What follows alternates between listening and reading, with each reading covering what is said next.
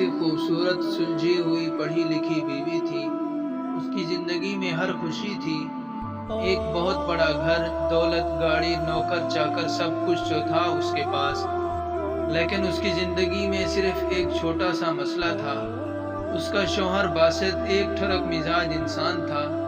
وہ عمارہ سے زیادہ دوسری عورتوں پر ڈورے ڈالتا تھا۔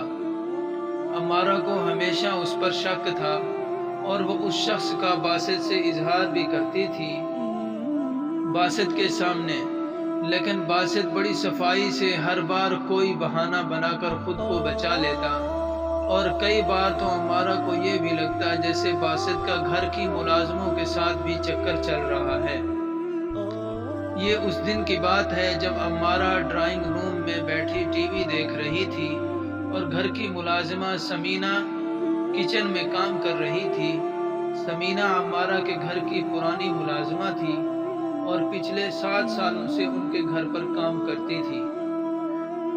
وہ ایک شریف اور سادہ لڑکی تھی، لیکن کبھی کبھی عمارہ کو سمینہ پر بھی شک ہوتا، جیسے سمینہ اور باسط کا آپس میں چکر چل رہا ہے، کیونکہ باسط نے آج تک معاف کسی لڑکی کو نہیں کیا تھا۔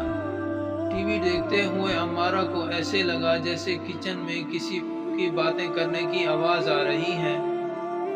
عمارہ ٹی وی بند کر کے کچن میں گئی، سامنے کا منظر دیکھ کر حیران رہ گئی۔ سمینہ اور اس کا شوہر باسط ہنس ہنس کر باتیں کر رہے تھے۔ عمارہ نے گھور کر دونوں کو دیکھا اور غصے سے بولی، یہ کیا ہو رہا ہے یہاں؟ اور باسط تم یہاں کیا کر رہے ہو؟ باسط نے اچانک ہنسی روک کر ڈرتے ہوئے عمارہ کو دیکھ کر کہا، وہ عمارہ میری طبیعت ذرا خراب تھی، میں ملازمہ کو یہی کہنے آیا تھا کہ آج رات میرے لیے سوپ بنائے۔ عمارہ یہ جانتے ہوئے کہ باسط جھوٹ بول رہا ہے، نرمی سے بولی، اگر آپ کو سوپ چاہیے تھا تو مجھے کہہ دیتے، خود کچن میں آنے کی تکلیف کیوں کی آپ نے؟ باسط شرافت کا ڈرامہ کرتے ہوئے بولا، جان میں نے سوچا تمہیں اس چھوٹے سے کام کے لیے کیوں تکلیف دوں اور خود آ کر ملازمہ سے کہوں۔ عمارہ کو باسط کی بات پر یقین نہیں آیا۔ وہ جانتی تھی باسط جھوٹ بول رہا ہے، ضرور باسط کا سمینہ کے ساتھ کوئی چکر تھا، لیکن یہ بات باسط کبھی قبول نہیں کرتا تھا کہ اس کا کسی کے ساتھ چکر ہے، بلکہ وہ تو ہمیشہ خود کو ایک شریف اور اچھا شوہر ثابت کرنے کی کوشش کرتا، جو اپنی بیوی کے علاوہ کسی عورت کو آنکھ اٹھا کر بھی نہیں دیکھتا۔ اور باسط عمارہ کے سامنے ایک اچھا اور شریف شوہر بن کر رہتا تھا۔ باسط کسی بھی قیمت پر عمارہ کو ناراض نہیں کرنا چاہتا تھا، کیونکہ وہ جس عالیشان گھر میں رہتا تھا وہ عمارہ کے پاپا کا دیا ہوا تھا۔ اب اگر باسط عمارہ کو ناراض کرتا تو عمارہ غصے میں باسط کو گھر سے نکال دیتی، لیکن عمارہ ایک چالاک اور ذہین بیوی تھی۔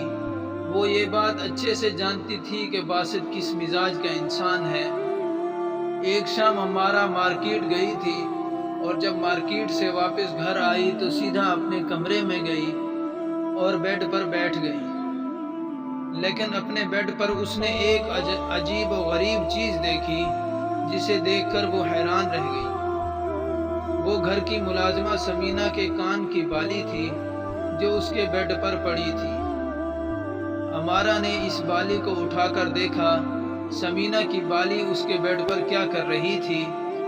اب تو اس کا شک یقین میں بدل گیا کہ ملازمہ اور باسط کے درمیان چکر ہے۔ عمارہ نے غصے سے باسط کو کمرے میں بلایا۔ تھوڑی دیر بعد باسط ایک شریف شوہر بن کر کمرے میں آیا۔ عمارہ نے غصے سے باسط کو دیکھ کر کہا، یہ سمینہ کی بالی ہمارے بیڈ روم میں کیا کر رہی ہے؟ عمارہ نے بالی ہاتھوں میں لہراتے ہوئے باسط کو دکھائی۔ باسط ایک پل کے لیے اس بالی کو دیکھ کر گھبرا گیا، پھر کچھ صبر کر بولا، جان یہ تو وہ ملازمہ یہاں بیڈ صاف کرنے آئی تھی، اس لیے گر گئی ہوگی۔